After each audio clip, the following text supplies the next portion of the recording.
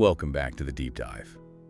So for what, a decade now, Bitcoin has basically been one thing to most people. Digital gold, yeah. Exactly. Digital gold, really predictable, kind of comforting, even. Yeah. And the whole paradigm was super simple, wasn't it? Totally. Buy it, stick it away somewhere safe. Cold storage, forget about it.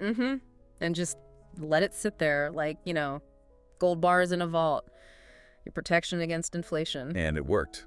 Let's be clear. It did that job really well for a long time. It absolutely did. But things have really shifted, haven't they? I mean, that huge milestone recently, the launch of the Bitcoin ETFs. Oh, yeah. Massive. That seems to have solved the big access problem.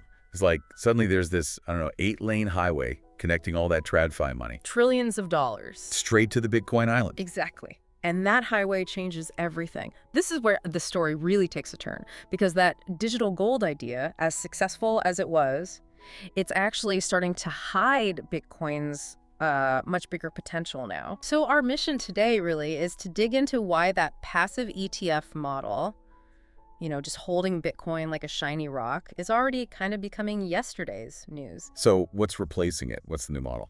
We're moving into this era where Bitcoin becomes what the big institutions really need, yielding capital, or you could call it productive capital. Right, shifting from just holding to actively deploying. Can you give us that core analogy again, just to frame it? Sure. Think about a gold bar. You lock it in a safe. It just sits there. Maybe its value goes up over 10 years, maybe down, but the bar itself, it does nothing. It generates zero income. Purely passive. Purely passive. Now imagine taking that same amount of money and building, say, a factory. That factory is running, making things, selling them, bringing in revenue. Generating profit. Every day. Every single day. That's productive capital. And Bitcoin. It's rapidly moving towards becoming that factory, not just the gold bar. Okay, let's unpack that. So the ETFs, they're still basically the gold bar model, right? Holding the asset passively. Even with billions flowing in, it feels incomplete. It is incomplete from an institutional perspective. Yeah. The pressure isn't just about access anymore, it's about efficiency. It's what they call the burden of idle capital. Right. Fund managers hate having cash just sitting around doing nothing. Exactly. You'd never leave millions in a checking account earning 0% interest, right? Especially not after 08 and years of low rates. TradFi is obsessed and regulated to constantly optimize. Hedging risk, circulating capital, finding risk-adjusted returns. Okay. So now that Bitcoin has the institutional stamp of approval, kind of, through the ETFs and the regulatory pathway, the question isn't how do we buy it anymore? It's how do we make this asset work? How do we generate reliable, auditable, institutional-grade yield from it? They need to turn passive exposure into scalable performance. This isn't about wild speculation. It's about efficiency, competing with T-bills, offering something productive 24/7. And what makes Bitcoin uniquely suited for this compared to, say, actual gold? You can't exactly email a gold bar. That's it, exactly. Programmability, that's the absolute key. Bitcoin lives on a digital network. It's programmable collateral. Okay. You can lock it, unlock it, use it to secure a loan across borders, all in minutes, governed by smart contracts everyone can see. Try doing that with a lump of physical gold in a London vault when you need cash in Tokyo. Impossible. Right.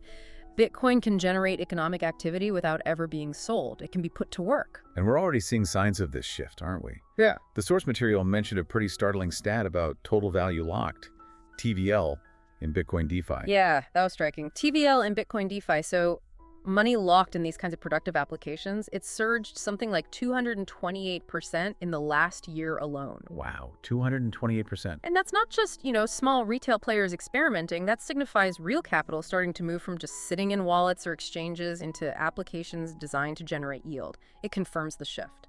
Money wants to move from the vault to the factory floor. Okay, let's zoom in on that institutional demand, because that's where the really big money is. We saw that 2025 survey figure, 83% of institutional investors planning to increase their crypto allocations. Yeah, 83% is huge. It shows the confidence is there, the intent is there. Billions, potentially hundreds of billions, are earmarked for this space. But that money doesn't just jump in, does it? They have requirements. Oh, absolutely. That capital comes with very strict conditions. The 83% figure is aspirational unless the underlying infrastructure meets their needs. It's not about wanting to allocate anymore. It's about having the means to do it safely and efficiently. They need robust systems for using the Bitcoin, not just holding it. Okay, hold on though. When you talk about putting Bitcoin to work for yield, my mind immediately goes to some of the blowups we saw in like 2022. Centralized lenders, counterparty risk, smart contracts failing. Wasn't that all about trying to generate yield unsafely? How is this different? That is absolutely the crucial question. And the answer lies in the standards. The institutional requirement for yield generation is fundamentally different from the, let's call it, DeFi degen approach, chasing 1,000% APYs. That's not the game here. Okay. For institutions to deploy serious capital, the yield strategies have to be, number one, transparent. Where does the yield actually come from? No black boxes. Right. Number two, auditable. Regulators, internal compliance, they need to be able to verify everything. Makes sense. And number three, simple, relatively speaking. Clear rules, clear contracts. They need to know the quality of the counterparty, how long the capital is committed for, and critically, liquidity. How fast can they get their money back if markets go crazy? So it's not about hitting home runs with yield. It's about optimizing, getting a reasonable return for a quantifiable risk. Precisely. Optimized yield. Enough to justify the operational effort and hedge against volatility, to avoid that burden of idle capital, but without taking undue risk. If the yield's too low for the hassle, they won't bother. But if the risks are managed, transparent, audited, even single-digit yields become incredibly attractive when you're talking about deploying billions, because that money has to go somewhere productive. Okay, this is making sense. Let's make it concrete. The source material gave 3 examples of how organizations, or maybe even individuals eventually, can make Bitcoin productive. Yeah, good idea. Let's walk through them. Example 1 was collateralized short-term lending. So picture an institution. They own, say, 1,000 Bitcoin. They're bullish long-term, don't want to sell. Right, HODling. But they need cash now. Maybe $30 million for something urgent. What do? Simple, clean, and increasingly common. They go to a compliant, regulated platform. They lock up that 1,000 BTC as collateral. The Bitcoin doesn't move off their controlled environment, really. It's just locked by a smart contract or a trusted custodian. Then they can borrow against it maybe 50% loan to value, so they get their $30 million cash. And the Bitcoin is now working. Exactly. It's securing the loan. The interest they pay on the loan becomes the yield for whoever lent the cash. The Bitcoin generated economic activity without being sold. Transparent, secure. Okay, example 2. Market-neutral basis strategies. It sounds complicated. Basis trading. It sounds complex, but the concept is actually about reducing risk. It's market neutral, meaning you're not betting if Bitcoin's price goes up or down. Hold on, can we just define basis quickly? For those of us not on a trading desk, what is that spread we're talking about? Good point. Yeah. The basis is just the small difference in price between Bitcoin right now, the spot price, and the price agreed upon for Bitcoin in the future, the futures contract price. Ah, okay, spot versus futures. Right. These prices aren't always identical. Often the futures price is slightly higher because it includes the cost of carry, like interest costs, until the future date. Basis traders exploit this small, predictable difference. Ow. They might simultaneously buy Bitcoin on the spot market and sell a futures contract for the same amount. They lock in that tiny spread, the basis. As the futures contract gets closer to expiring, the spot and futures prices naturally converge. And they pocket the difference. They pocket the difference minus fees.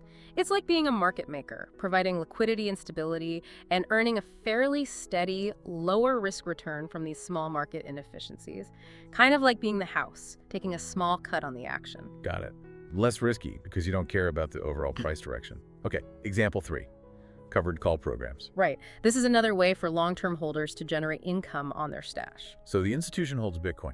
Let's say they hold that 1,000 BTC again. They can sell someone else the option or the right to buy that Bitcoin from them at a much higher price, say $150,000 by a certain date in the future. And because they already own the Bitcoin, the call option is covered. They're not promising something they don't have. Precisely. The buyer of that option pays the institution a fee today for that right. That fee is called the option premium. So the institution gets cash up front. Immediately, they collect that premium, which is instant income on their holding. If Bitcoin rockets past 150K before the expiry date, they sell their BTC at that agreed price, still great price. If it doesn't, they keep the premium and their Bitcoin. It's like charging rent on your assets. It's exactly like that, generating income while still holding the underlying asset. It's an optimization strategy. Okay, these examples, lending, basis trading, covered calls, they sound very institutional, Wall Street stuff. But you mentioned programmability and transparency. Does this thinking apply to, regular people too? The source mentioned something like 36 million active mobile crypto wallets. Well, that's a lot of individuals. Absolutely. And this is maybe the most exciting part. The same underlying rails, the transparent smart contracts, the auditable platforms that make this work for $1 billion fund can increasingly work for someone with, say, half a Bitcoin. So the infrastructure is becoming more accessible. It's becoming democratized.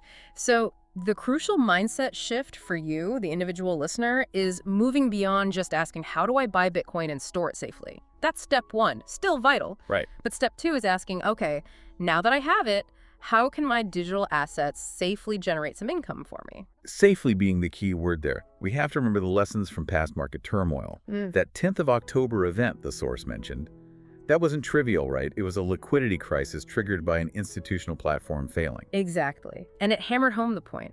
Security and simplicity trump risky, high-yield promises every time. When things got tough, the complex, opaque strategies blew up. The simple, transparent ones survived. Yield means nothing if you lose your principal. So what are the actionable steps for an individual wanting to explore this but cautiously? Okay, keeping that security focus front and center. First, do your research on reputable lending platforms. Look for ones with strong backing, maybe even connections to traditional finance, good audits. You can earn stable interest, maybe not huge percentages, but consistent and auditable. Okay, lending. What else? Second, you could explore providing liquidity on large, well-established, decentralized exchanges. DX is you deposit assets into a pool and you earn a share of the trading fees generated when people swap those assets. Now, providing liquidity, that comes with its own risk, doesn't it? Impermanent loss. We should probably touch on that. We definitely should. Impermanent loss, or IL, is the main risk there. Yeah.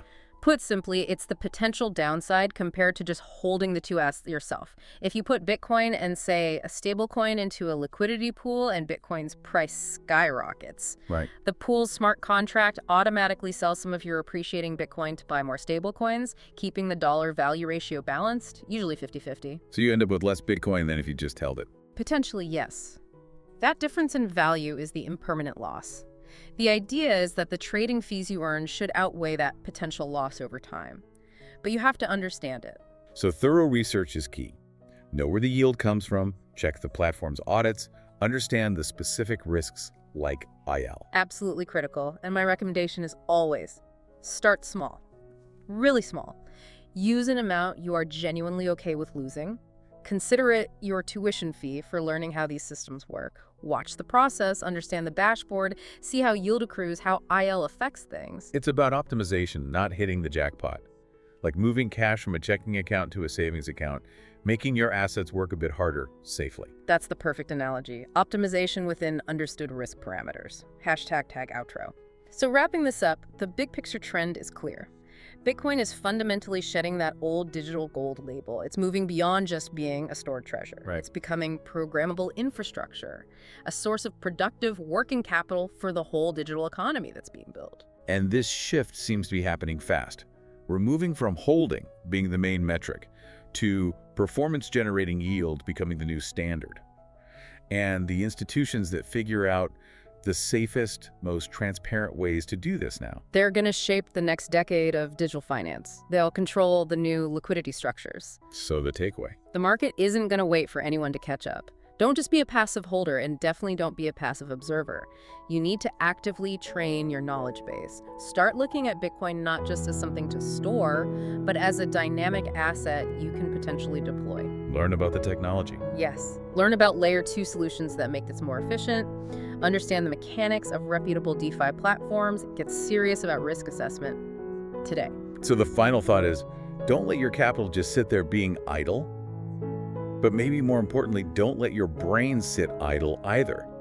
This is a marathon, requires continuous learning. Couldn't have said it better myself. Thanks for joining us for this deep dive.